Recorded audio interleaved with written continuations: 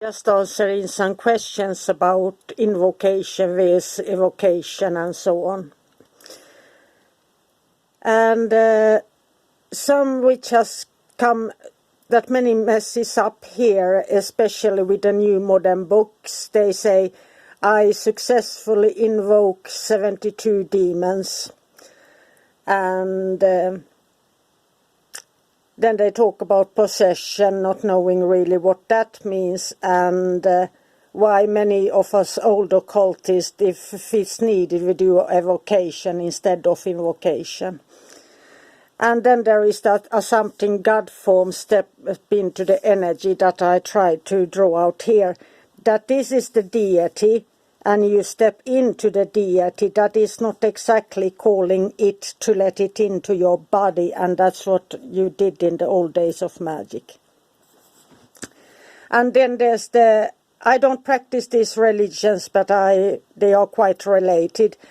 From the African diaspora and so on is the mounted by spirits and ridden by spirits. That happens in shamanic traditions as well. And then full possession. But what seems to have been forgotten here, whether it is a light spirit or a really dark one, the key for something really high-ranking to enter your body is fasting, no drugs and purifications, 9 days. And if you are calling on the real high-ranking dark spirit, the sacrifices the spirits gets to indulge in the excess, not you. You will have no recollection of events afterwards.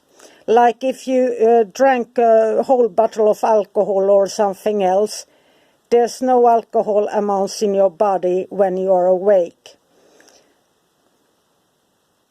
And even if it's high amounts, you don't remember what you did and you don't have any hangover, and that sort of thing happens with the high-ranking dark spirits.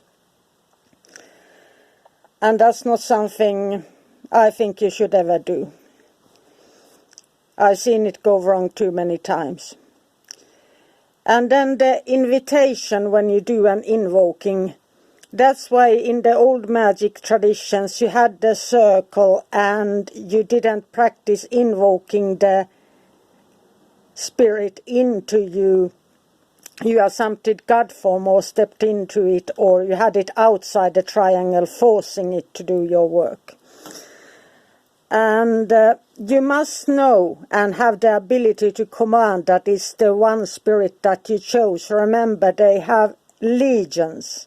And if you have one angel, you have 113 demons around you. So remember that. And demons feel so natural and good to you, so you don't... It isn't like the Christian wood that you always fear the demons. They can be frightening, and so on. But it is just like... It comes so easy to you, so it feels natural, and you feel good about yourself, and you feel like your life is good and everything is else, and it's actually just what they want you to think. And if a lesser spirit is taking control of you during that invocation or starting, then you are losing your authority. You didn't demand the higher ranking spirit. You lost your authority right then and there when you were letting in a lesser ranking spirit. And higher ranking spirits wants a purified body. Remember the sacrifice that they want to use your body to get the sacrifice. It is not that you get to indulge in the excess of sex or drugs or whatever it is. And angels don't ever possess or mount you. They stand next to you and so on. And when you combine forces, black and white, or the really high difficult parts when you do the masculine and feminine uniting within, And that's is very powerful, and many lose it. Even that really trained occultists, they get into a spiral there. It can take years to break out of it. And then there is the perfect possession, when the spirits is in full control over your life. And they come and go in your life. They don't stay in your body all the time, that like in the Hollywood movies. They can just enter in and you get the urge to do something, and then they leave out and they disappear, and they come and go as they please. And then we got to remember that with all these new books that don't put you through the discipline and the things that are needed in order to get rid of if that happens to you. And that's when the discipline comes to play, and that's why I always talks about discipline.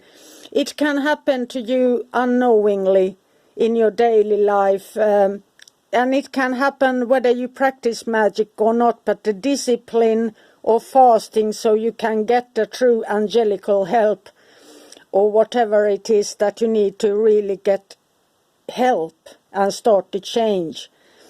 You need that discipline. I'm not playing around here. And many of these modern books, they work in the beginning and you feel so good, magic works, everything, and that's the honeymoon period.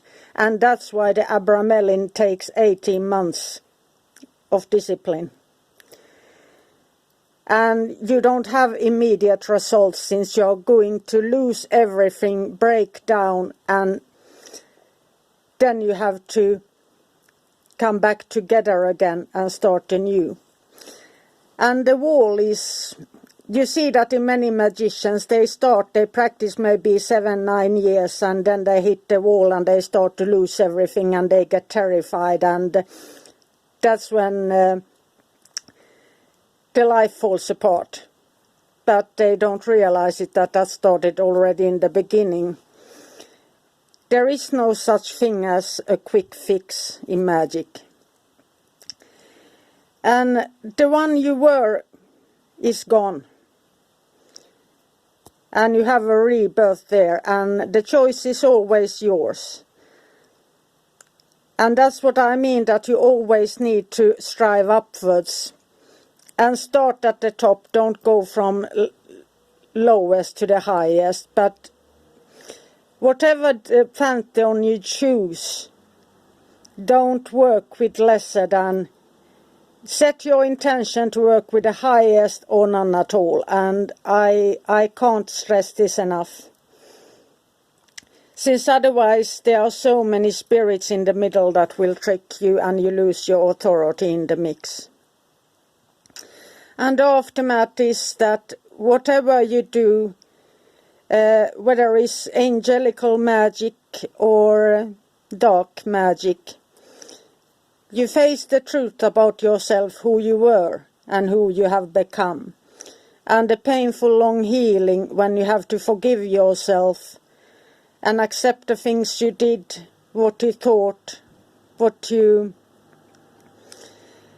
so on. And then comes the hardest part, can you live with who you become? And for many that answer is no, and that's when you really get to go into the healing process. And fortunately we have a lot of angels willing to help here.